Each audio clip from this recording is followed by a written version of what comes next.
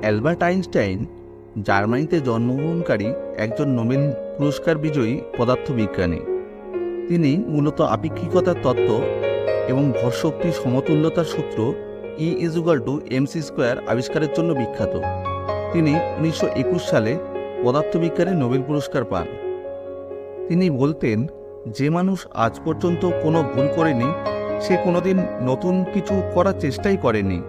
তিনি এতটাই জিনিয়াস ছিলেন যে তিনি একাই হাজারো বিজ্ঞানীদের থেকে নিজের ব্রেনকে কাজে লাগাতে পারতেন।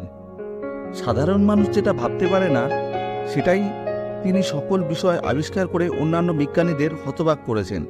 আর এই কারণেই অনেকে মনে করতেন তার ব্রেন সাধারণ মানুষের থেকে অনেকটাই আলাদা। আইনস্টাইন নিজেও এই বিষয়টি জানতেন। এই কারণে তিনি বলে গিয়েছিলেন তার মৃত্যুর পর তার কোনো অঙ্গ প্রত্যঙ্গ নিয়ে যেন রিসার্চ